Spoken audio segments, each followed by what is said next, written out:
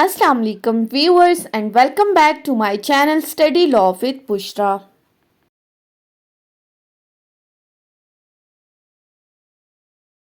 So we were discussing Land Revenue Act 1967 and in this video we are going to start its chapter 8. But before starting the discussion, I request you all to please subscribe to my channel and don't forget to press the bell icon for latest updates. Do share this video with your friends and don't forget to comment your feedback. So let's move towards the discussion. Chapter 8 of Land Revenue basically deals with the topic of collection of land revenue. इससे पहले sections में अभी तक हमने क्या पढ़ा था कि लैंड रेवेन्यू की असेसमेंट किस तरह से होनी है। अब जब असेसमेंट होगी, अनाउंसमेंट होगी, तो उस लैंड रेवेन्यू को कलेक्ट किस तरह से करना है ये चैप्टर 8 बताता है और ये स्टार्ट होता है सेक्शन 74 से। सो हम सबसे पहले देखते हैं सेक्शन 74 को। सेक्शन 74 का टाइटल क्या है? Liability for the payment of land revenue. अब ये जो लैंड रेवेन्यू पे करना है, इसको पे करने की लायबिलिटी किसके ऊपर है, इसको पे करने की जिम्मेदारी किसके ऊपर है, ये सेक्शन 74 बताता है।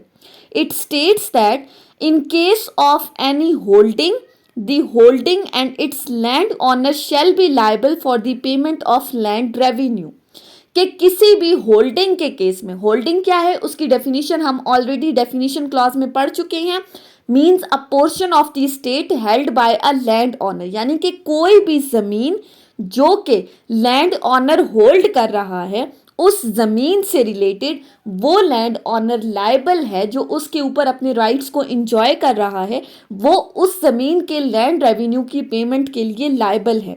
And if there be joint land owners of an holding, और अगर तो किसी एक जमीन के जॉइंट लैंड ऑनर्स हैं, बहुत सारे मुश्तरका मालकान हैं, तो ऐसी सूरत में लैंड रेवेन्यू कौन पे करेगा?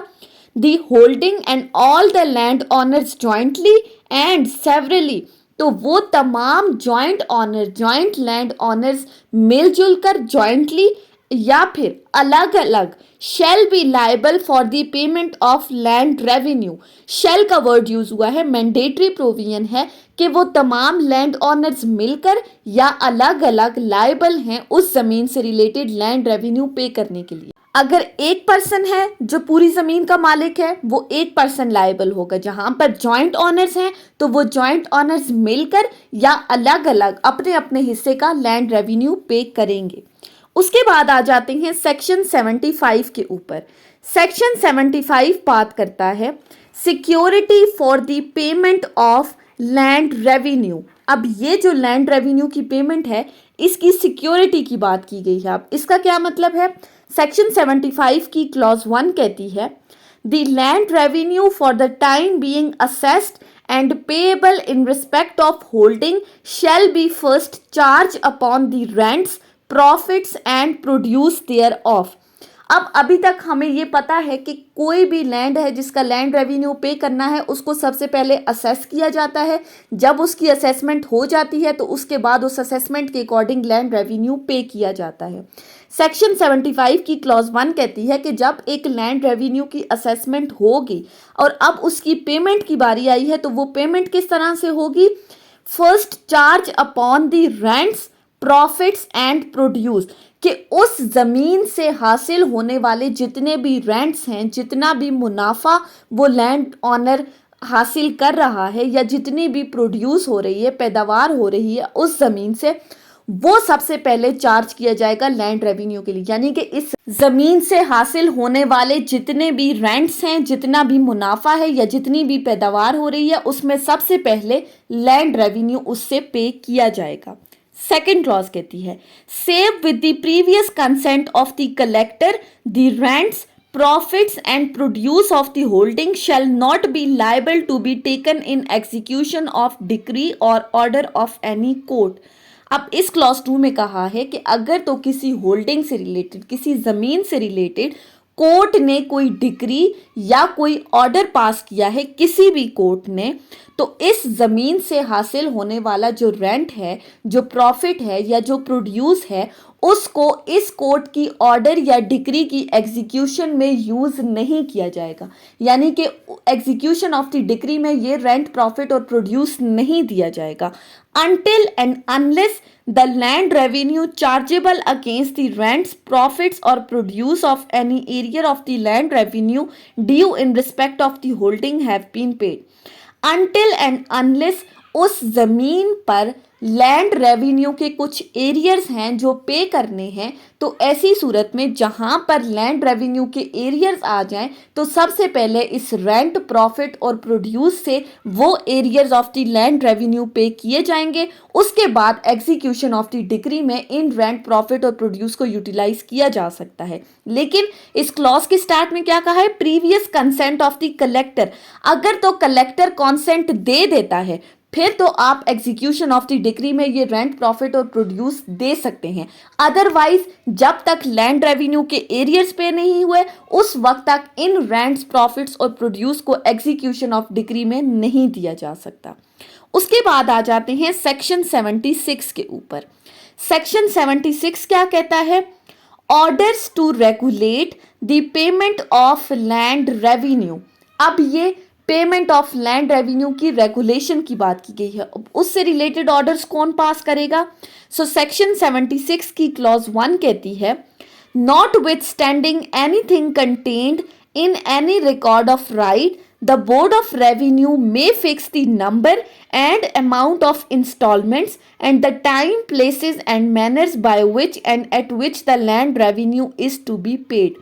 सेक्शन 76 की क्लॉज 1 कहती है कि रिकॉर्ड्स ऑफ राइट में जो बात की गई है उससे हटकर जो हमारा बोर्ड ऑफ रेवेन्यू है वो क्या करेगा? वो फिक्स करेगा। किस चीज को फिक्स करेगा? The number of the installment, कि कितनी इंस्टॉलमेंट्स में लैंड रेवेन्यू पे करना है, फिर उन इंस्टॉलमेंट्स की अमाउंट कितनी होगी, यानी कि जो किस्तें पे की जाएंगी उसमें एक एक किस्त कितने कितने पैसों की होगी, एंड द टाइम, साथ ही साथ टाइम भी बताया जाएगा कि कब ये लैंड रेवेन्यू पे करना है, किस जगह पर ये लैंड रेवेन्यू पे करना है, और लास्टली किस तरीकाकार के मुताबिक ये लैंड रेवेन्यू पे करना है। ये तमाम चीज़ें कौन फिक्स करेगा? ये हमारा बोर्ड ऑफ रेवेन्यू फिक्स करेगा। उसके बाद आ जाते हैं क्लॉज 2 के ऊपर। क्लॉज 2 कहती है, until the board of revenue otherwise directs, the land revenue shall be payable by installments at the times and places and in the manner by act and in which it is payable immediately before the commencement of this act. Clause 2 कहती है कि until and unless board of revenue की तरफ से कोई directions दी जाएं उस वक्त तक जो लैंड रेवेन्यू कितनी इंस्टॉलमेंट्स में पे करना है, किस टाइम पर, किस जगह पर, किस तरीकाकार के मुताबिक पे करना है, वो बिल्कुल वही तरीकाकार अपनाया जाएगा जो कि इस एक्ट के आने से पहले तरीकाकार अपनाया जाता था regarding the payment of land revenue. यानी कि जब तक बोर्ड ऑफ रेवेन्यू की तरफ से डायरेक्शंस नहीं आती तो वही पुराना तरीकाकार अपनाया जाएगा लैंड रेवेन्यू की पेमेंट के लिए। उसके बाद आ जाते हैं सेक्शन 77 के ऊपर। सेक्शन 77 क्या कहता है? Rules to regulate the collection, remission and suspension of land revenue. अब यहाँ पर 3 चीज़ों की रेगुलेशन से मुतालिक रूल्स की बात की गई है। अब ये रूल्स कौन बनाएगा? Section states that the Board of Revenue may, with the previous approval of the government, make the rules not inconsistent with this act to regulate the collection, remission and suspension of land revenue. Section कहता है कि जो हमारा board of revenue है वो government के approval के साथ, गवर्नमेंट की सैंक्शंस के साथ रूल्स बनाएगा, ऐसे रूल्स जो कि इस एक्ट के अगेंस्ट नहीं होंगे, यानी इस एक्ट की प्रोविजंस के according board of revenue rules बनाएगा। किससे रिलेटेड?